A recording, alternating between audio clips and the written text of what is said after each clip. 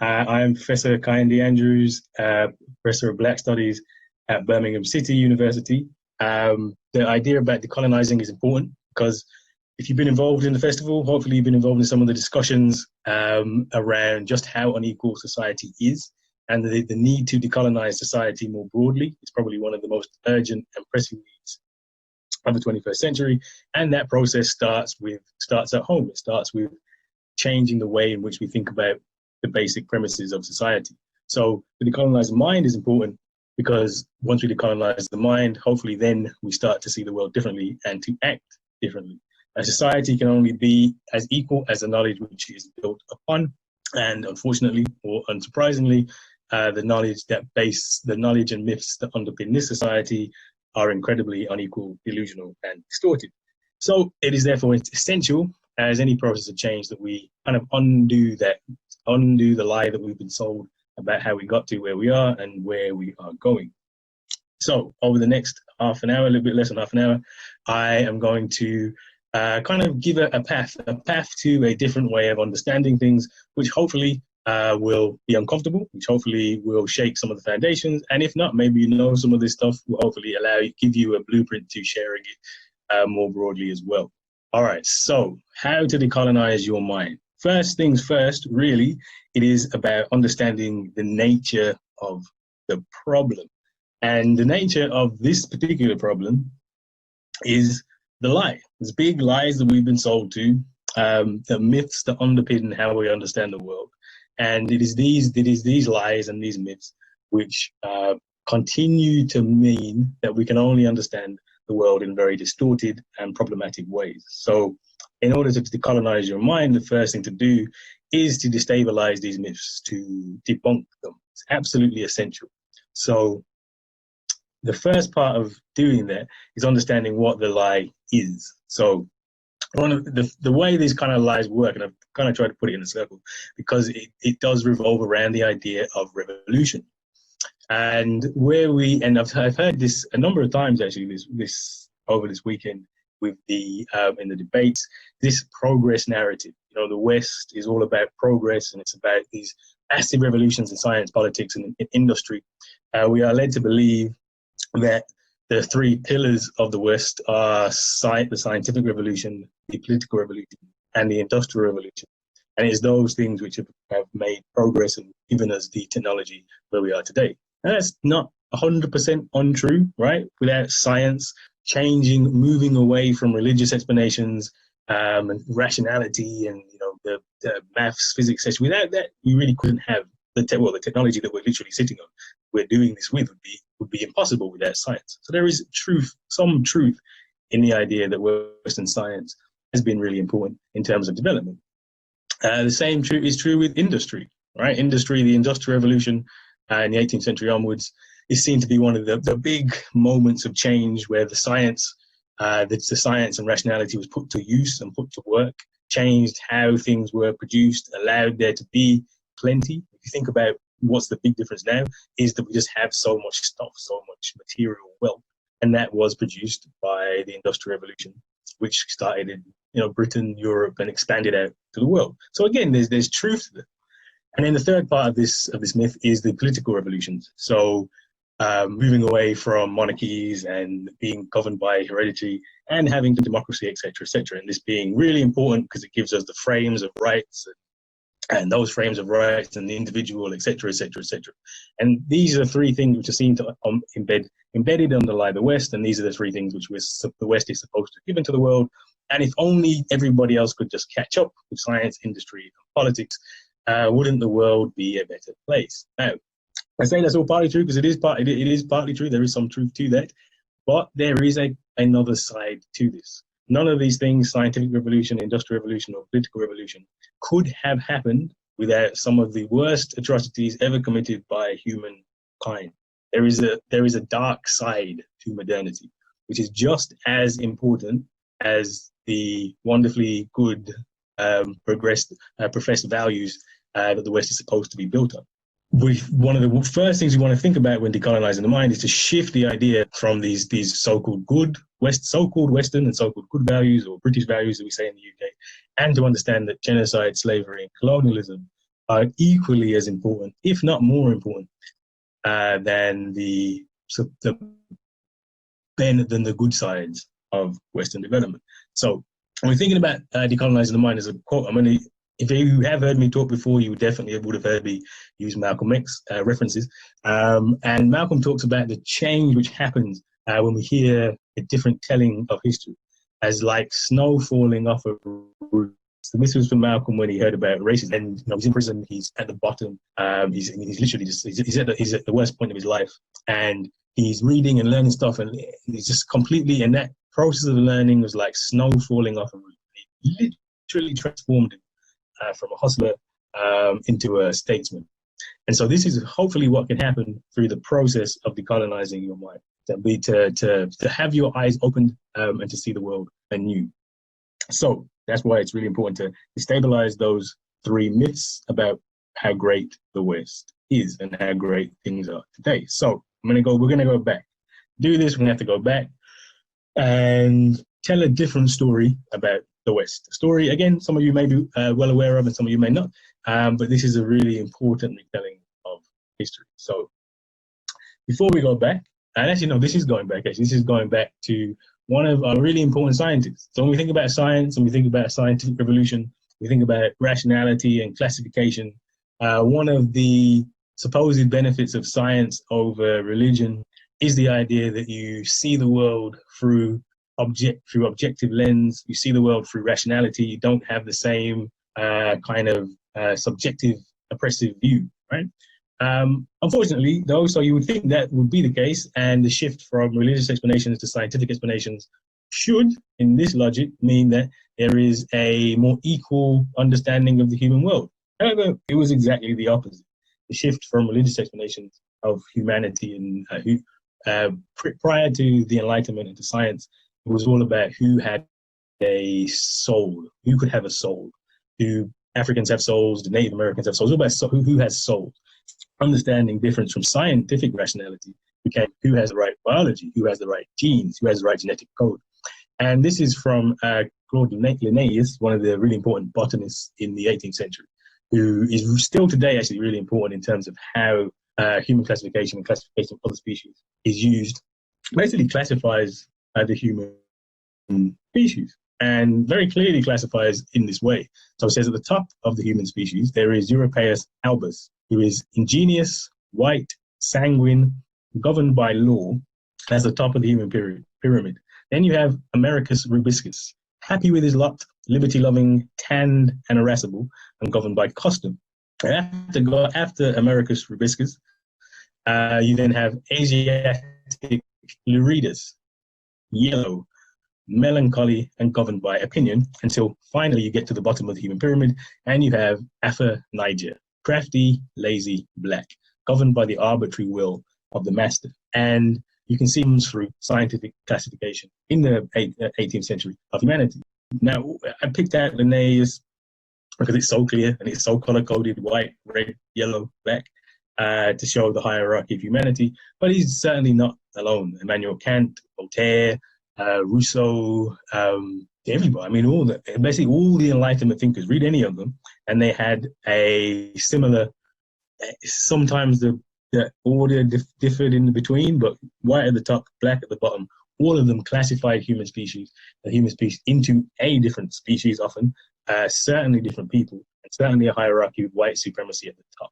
The idea being here that only white people can think, only white people can be rational, and Africans are far closer to animals. We're actually not even far closer to animals. In many of these are actually just animals. This is what becomes discussion up to date in this program. We've had this, about the human rights element, the rationality element, all these positive things that come from the Enlightenment. However, you can't separate them from the racial science of the Enlightenment. Because someone like Kant, for example, who's really important in terms of rights and actually lays the framework for human rights that we have today, makes it very clear that actually his work on race, which is just classic racism, his work on rights cannot be separated. Only Europeans, only white people have the ability to be fully rational. And to some extent, you should give rights to everybody in the world, but they should not be the same rights. So the right to life, which is embedded in the human rights framework, is the basic. I mean, animals have the right to life. This is not give you the right to fulfillment and humanity. And that right of humanity has never been granted to those who are black. So this is a really important point to make, right? Now, it's not just a philosophical point. This is not just a discussion about, are there different ways that we can conceive of the human, etc., etc., etc. This actually is what global inequality looks like today. So this is from 2018. If you look at in countries, mean wealth per adult, so how much money there is per, and this is by population, which is really important. And you think, we go back to Linnaeus, white at the top, black at the bottom, everybody else in between. And what do we see? We see from the West in the green. Green means this is good. You have you have wealth, a green place. And we see Europe, America, the West, the places where white people tend to dominate are at the top. And where's the places where you see most of the dark red color? Africa, black, the bottom. Then you have this kind of hierarchy that runs in between. See, the world today is based in the image of the racial hierarchy from the Enlightenment. This is not an academic debate. This really is about who has the right to humanity. Again, this is not just about who has the most money. This is about life and death, right? 9 million people die every year because they haven't got access to food. 9 million people, all of those people live in the darker parts of the world. So there are actually huge implications for this today. So we can't understand any of that without understanding the history of how we got to where we are today. And that history is the same history of progress, science, industry, politics, etc., that we're also proud of. But these two things are completely and utterly inseparable. And to do that, we have to really to understand that fully, we have to go all the way back to the dawn of the West. What makes the West the West? So in terms of the values of the West, there's two really important values of the West, which we can still see operating today, which haven't gone anywhere and still shape 100% what the West is. So the first one is internationalism, actually. So actually into this kind of international, global, the West is created when Europe goes out. Europe needs to find resources, needs to find opportunities, so Europe goes out to other parts of the world. Right before this, Europe was in a dark age. The only part of the world at this moment actually in a dark age. Europe was in a dark age in the 15th century, and emerges from this dark age by going out to different parts of the world. 1492 is a picture of Christopher Columbus, who didn't. This is Christopher Columbus landing on what was then known as Hispaniola, and what we see here with that going west, and also west is important for the West because they go west, right? He thinks he's going east. He actually takes it's completely wrong. This is why it's called Indians, etc. But he's actually going west. So this is why the West is important in terms of understanding conceptually what the West is. So this 1492 sailing, this marks the beginning of a transformation of Europe and a transformation eventually of the world for a number of reasons. 1492 is important also because it's when the Spanish beat back the Muslim Empire, who was controlling the largest parts of Spain for 700 years. Slightly different story, which we'll come to. But this movement out into the West, funded by the Spanish, really essential to making the West. Now, for lots of reasons. So why, as I briefly skim over this, there's a reason that America becomes the center of the West. It has resources, it has space, it has land, it essentially allows this massive development of people, etc., etc. But really what it does is it produces wealth, untold wealth, which we're going to get to in a second. But in order for any of that to happen, when Columbus finds the Americas, it sets up a chain reaction which leads to the largest genocide in human history. So from Columbus landing to other people going into the West, within 100 years, the population of the Americas, and this is, when I say Americas, I mean Caribbean, North America, Latin America, is reduced in some places by up to 98% in 100 years, in one generation. Right? We're talking about 60 to 70 million people wiped off the face of the earth. Lots of this is because of massacre and slaughter. Columbus himself is a perfect example. So Columbus goes to, finds Haiti, Dominican Republic, that island, becomes governor, and he's governor from 1495 to 1512. And in that period, the estimates are that when he took over, there were 8 million inhabitants. These were civilizations. These were not a few natives running around naked in the wilderness. These were civilizations. On the island, the midpoint estimate of people when he landed was 8 million. By the time he had finished his brutal reign of terror, which included collecting tribute, so people had to go and find gold, and if they didn't meet their gold quota, they would have their limbs chopped off. It included using man-eating dogs to hunt down the population. Included huge levels of brutality and violence. But between 1492 when he landed, 1495 to 1512 when he was governor, 8 million people reduced to 20,000 people in that very short period of time.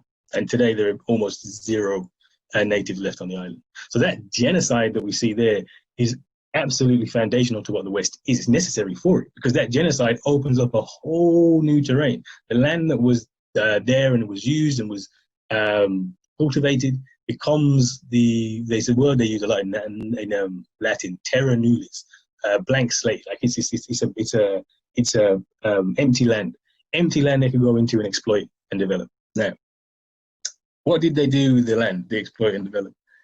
They went into the land they exploited and developed. They used the land to generate the wealth that made everything else possible. So the Atlantic system, this is why the West is so important. After killing off the natives, what it is, my family's from the Caribbean, so I'm literally part of this history. The land that was used there was used to cultivate, used to grow, used to mine. So in Latin America, it was mostly about mining gold and silver. In the Caribbean and the Americas, it was about the products that were necessary for the Industrial Revolution. So sugar, cotton, sugar and cotton in particular. I mean, these are really important.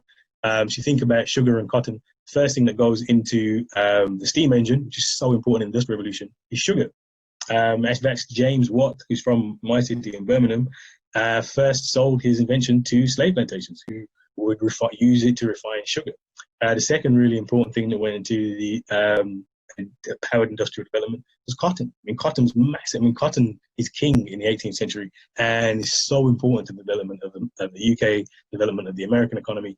It's just huge. I mean, you just can't underestimate. At one point in the 19th century, middle of the 19th century, half of all exports from the United States of America was cotton. Right? Cotton is massively important, and it's grown by enslaved African labor. And so you have this triangular trade where European ships are going to Africa, taking stuff that can be traded for Africans, then taking Africans in slavery to the Caribbean and the Americas, depositing them there, picking up the goods that they've made, and then taking them back to Europe to be sold. Right? And that triangular trade lasts for about 300 years and generates immense wealth. So much, and it's this wealth from the system of slavery which is used to power the Industrial Revolution. There is no Industrial Revolution without this. In the UK, there is whole cities like Liverpool, Bristol, even London would not be the size it would be without the money from slavery. And even places more like Birmingham, where I'm from, Manchester, without Birmingham made the guns and the shackles, Manchester produced the cotton mills, right? The Lancashire cotton mills, which are not possible without this trade. So all of this wealth means that there's just a massive generation and accumulation of wealth in the West. And that is really important, because one of the lies that we're told about the West, and really embedded in the Enlightenment thinking, is that Europe takes over because it was more developed, the rest of the wealth was backwards and needed to be saved. This is nonsense. In the 15th century, Europe was behind. Europe was behind everywhere. Europe only took the Americas because of disease and genocide. They're killing lots of people. Right? Europe couldn't go into Africa and take over and colonize because they did not have the capability, the wealth, the resources to do it. So they had to actually stay on the coast to do the slave trade.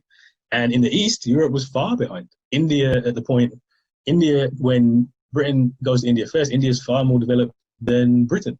Right, far more developed than Britain. I mean, China has unbroken civilization for thousands of years. And so it took this wealth accumulation in the Atlantic system in order for the West to develop itself enough to then make inroads in India, in China, and to take over the world. Without this Atlantic system, this Western system, there is no Western domination of India, Western domination of everywhere else. It's literally impossible, right? So we have to see this slavery, this racism, and racism as a value of the West is hugely essential, because what is one of the key values of the West? One is internationalism. Two is black and brown life isn't as valuable. It can be exploited. It can be exploited for land, in terms of we'll just kill you all and take your land. It can be exploited for labor. It can be exploited for whatever it is you need it to be exploited for. And this becomes embedded into the economic relationships that we have in the West. So eventually the West does have this global domination takes over. This is the British Empire, right? The empire where the sun never set. We're literally all the way to Australia, India, large parts of Africa, Caribbean, America at one point, Canada. This massive control, global dominion.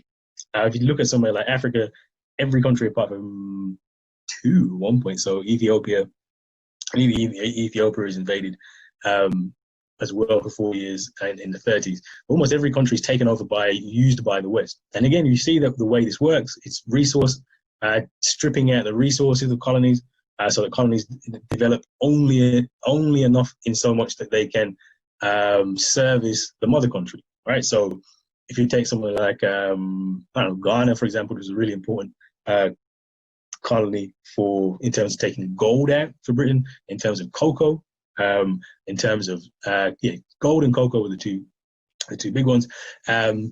Britain's in Ghana, controls Ghana for almost 100 years. There's no development of education, of the economy, of transport, of infrastructure. Nothing. It's just how do we strip out all the resources? And this is what continues to develop the West, right? It's this resource extraction. And you see that across the developing world. So the reason countries are poor today is because of that. There's no way you can catch up, right? The whole purpose of it was to just leach out resources.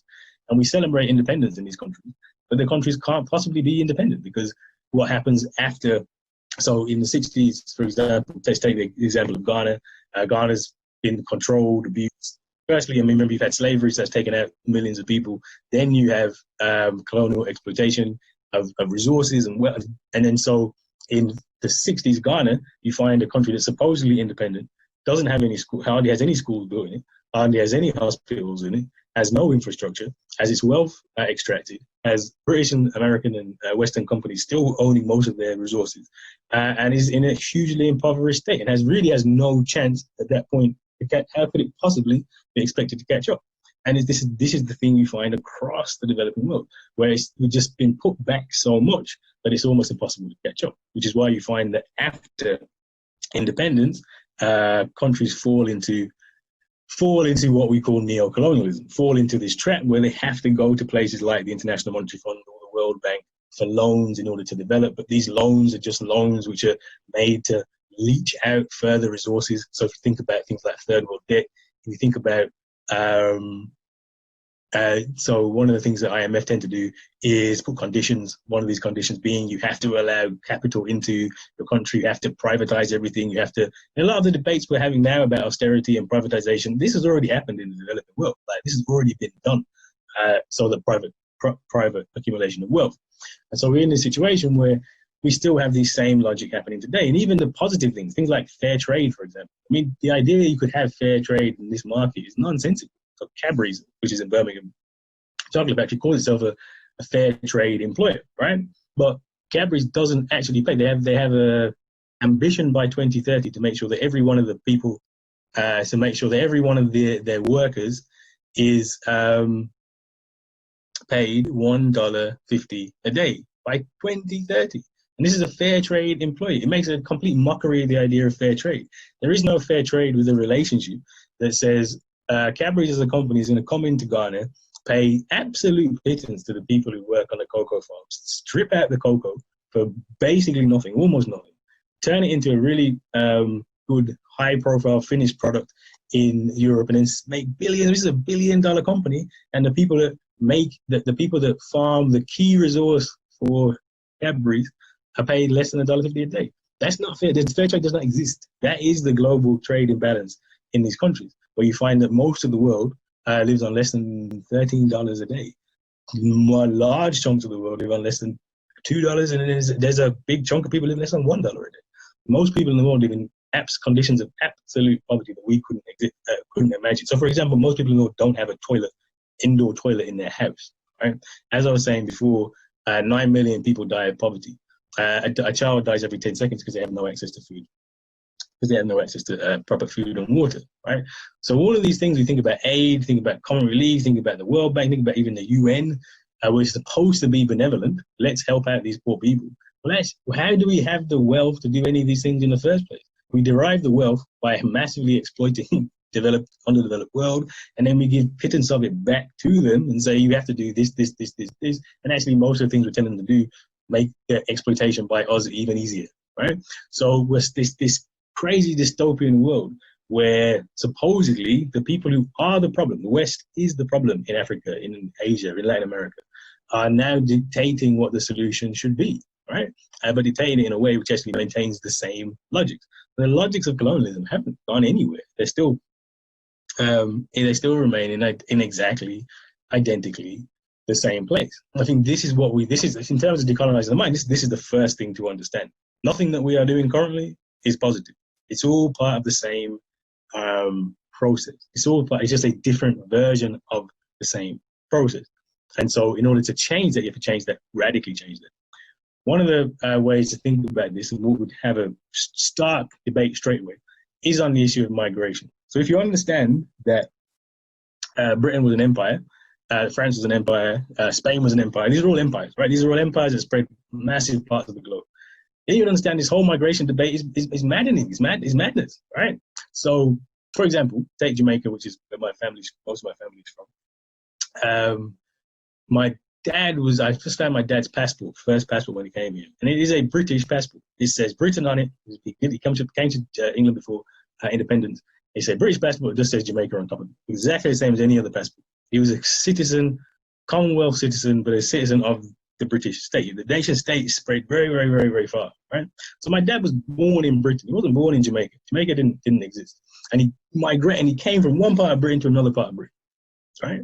That's what when we think about migration, that's the logic. So the idea that the Caribbean, Africa are separate places which have these separate regimes, it makes no sense, right?